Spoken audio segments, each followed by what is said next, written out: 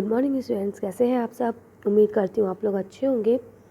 आज आपकी worksheet number 20 आई है। इसे अच्छे से लेबल कर लीजिए, डेट डाल दीजिए, क्लास, सब्जेक्ट, अपना नाम, अपने टीचर का नाम लिख लीजिए।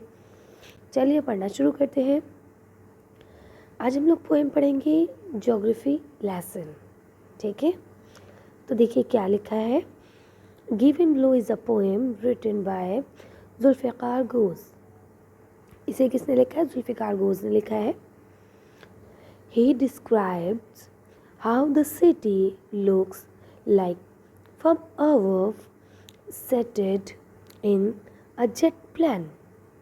क्या बोलते हैं कि वो डिस्क्राइब करते हैं किस तरह से एक सिटी, अगर हम उसे ऊपर जेट प्लेन से बैठ के देखें तो वो सिटी हमें कैसे दिखेगी, वो इस चीज़ को डिस्क्राइब करते हैं। Read the following stanza. नीचे दिया गया स्टैंजा को पढ़ें। फॉर्म द पोएम, पोएम से दिया गया है ये। And answer the questions that follow, और फिर उन क्वेश्चंस के आंसर दें जो नीचे आपको दिए गए हैं। तो चलिए पढ़ते हैं। When the jet spark into the sky it was clear and why the city had developed the way it had, seeing it scaled 6 inches into miles.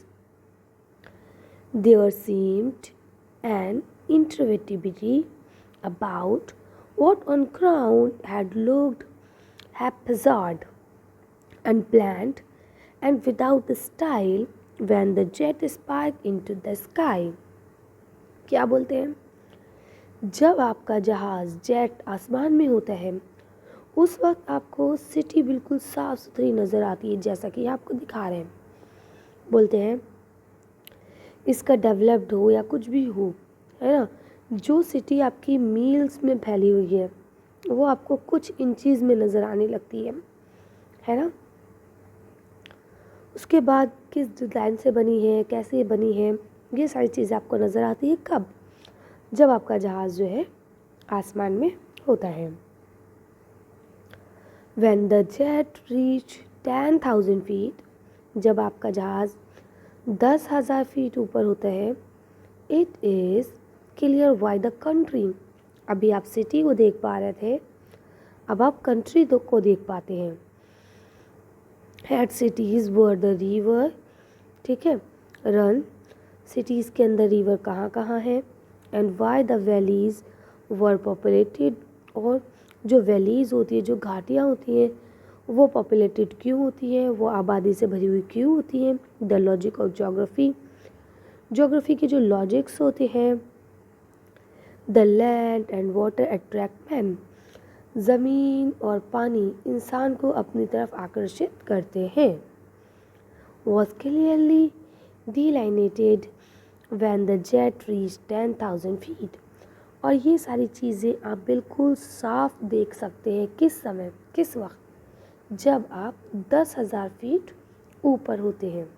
ठीक है, आगे चलते हैं। उम्मीद करती हूँ आपको पोएम अच्छे से समझ में आ गई होगी। अब देखिए यहाँ आपको लिखा हुआ है क्वेश्चन आंसर।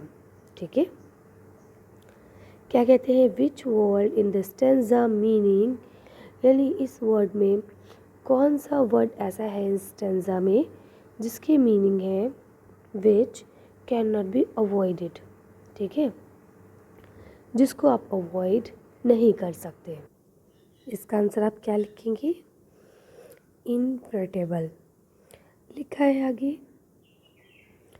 विदाउट प्लान और ऑर्डर्ड, ठीक है, ऐसी चीज़ जो विदाउट प्लान हो, तो इसका क्या हो जाएगा? हैपहज़ार्ड, है ना। इसका मतलब होता है उथल पुथल, बेतरतीब, ठीक, जो उल्टा पुल्टा हो। शो, ठीक है, इसका क्या जाएगा आपका? डिराइटेड। ठीक है, आगे चलते हैं। From a certain height a mile got reduce to, तो क्या आ जाएगा? 6 इंचज़, यानी कि जो एक पर्टिकुलर हाइट है मील्स की, वो कितने में आ जाती है? सिर्फ और सिर्फ 6 इंचज़ में आ जाती है। आगे लिखते हैं। Seen from the window of an aeroplane the city appear, तो बोलते हैं कि अगर आप एक एरोप्लेन की विंडो से अपनी सिटी को देखते हैं तो वो सिटी आपको कैसे लिखती है? As neat a map? No. तो कैसी दिखती है हमें? तो आप इसका लिखेंगे as haps as on ground, यानी जैसी वो बेतरतीब ग्राउंड पे बनी हुई है वैसी वो हमें नज़र आती है। आगे लिखा है हाउ आर द वैलीज? तो वैलीज कैसी है? पॉपुलेटेड है। लिखा है the logic of geography is that, तो जोग्राफी जो है उसका क्या लॉजिक है? तो ये आ जाएगा land and water attract man, है ना, कि लैंड और वाटर जो है वो इंसानों को अट्रैक्ट करता है। तो उम्मीद करती हूँ तक आप लोगों को समझ में आ गया होगा। आगे चलते हैं। रिदम वर्ड्स, अब क्या बोलते हैं? Rhythm words. तो रिदम वर्ड्स किसे बोलते हैं? आर टू और more words that have the same or similar ending sound, यानी कि वो वर्ड्स जिनका आखिर जो है वो एक जैसी आवाज़ और एक जैसे वर्ड्स पर होता है। Some examples of rhythm words are, कुछ एग्जाम्पल यहाँ आपको दिए गए हैं जैसे goat, boat, moat, float, coat. अब देखिए इन सब में आवाज़ जो है ओट ओट ओट ओट आ रही है ना। और अगर आप लार्ज के वर्ड्स देखिए तो सबके लार्ज के वर्ड्स भी सेम है, ओ ए टी, है ना। तो यहाँ लिखते हैं when you are figuring out if two word rhythm use your ear to listen as you say the word, if they sound the same or similar they rhythms, यानी ज़रूरी नहीं है कि उन वर्ड के लास्ट के वर्ड्स भी मिलें, ठीक है, लास्ट के अल्फ़ाबेट्स भी मिले, ऐसा कोई ज़रूरी नहीं है। अगर उनकी साउंड भी सेम है ना तो भी वो रिदम वर्ड्स हो जाते हैं। तब यहाँ आपको लिखा है कि find out rhythm words from the poem. अब ऊपर की जो पोएम है उसमें से आपको रिदम वर्ड्स निकालने हैं। एक आपको दिया गया है जैसे माइल का स्टाइल, है ना। अब यहाँ आपको बहुत सारे मिल जाएंगे, आप लोग देख सकते हैं। जैसे कि देखिए आपका स्टाइल हो गया, स्काई है, ठीक है, और सॉरी ये देखिए रन का मैन हो गया, है ना, पॉपुलेटेड कोऑर्डिनेटेड हो गया, ठीक है। इसी तरह से देखिए अट्रैक्टेड है, ये हो जाएगा इसी के साथ अगर आप लिखना चाहें, है ना। ये देखिए रीच्ड हो गया, यहाँ देखिए लुक्ड हो गया, ईडी लास्ट में आ रहा है ना। और यहाँ पे देखिए आपका इनविबिलिटी हो गया, यहाँ आपका कंट्री हो गया, है ना। तो इस तरह से ये आप जोड़े बना बना के लिख लेंगी, लिख सकते हैं आसानी से, कोई बहुत मुश्किल काम नहीं है। बस क्या देखना है आपको, लास्ट के वर्ड्स या आवाज़ें सेम होना चाहिए। आप एक जोड़ा भी लिख सकते हैं, आप एक से ज़्यादा भी लिख सकते हैं। चलिए आगे चलते हैं। अब देखिए यहाँ पे आपको कुछ समझाने के लिए दिया गया है, ये आपको काम नहीं करना है। तो लिखा a conjugation is a word that join two words, two sentences or two closer together.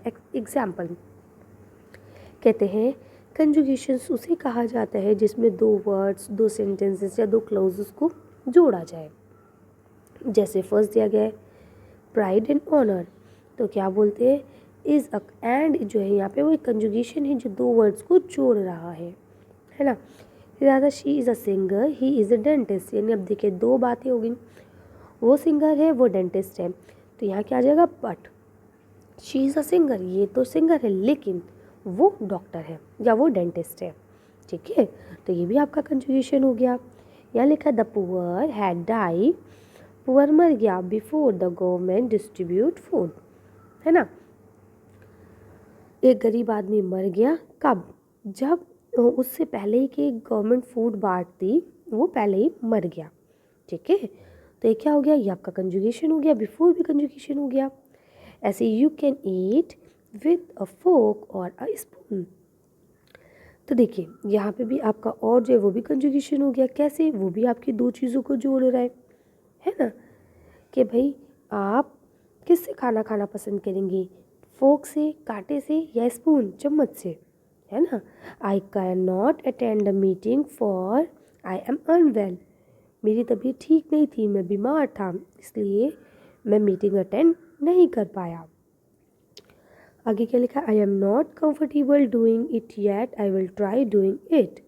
क्या बोलते हैं कि अभी मैं इसे करने में कंफर्टेबल महसूस नहीं कर रहा हूँ, मैं इसको थोड़ी देर बाद ट्राई करूँगा, है ना। तो ये सब क्या होते हैं, कंजुगेशंस होते हैं। इसे याद रखिएगा। हो सकते हैं नेक्स्ट वर्कशीट में इससे रिलेटेड कुछ सवाल कुछ पूछ लिए जाए। फिलहाल आज की वर्कशीट को हम यही ख़त्म करते हैं। आज की वीडियो में बस इतना ही। अगर आपको हमारी वीडियो पसंद आई हो तो प्लीज़ इसे लाइक और शेयर करें। अगर अभी तक आपने हमारे चैनल को सब्सक्राइब नहीं किया है तो प्लीज़ हमारे चैनल को सब्सक्राइब करें। Thank you for watching.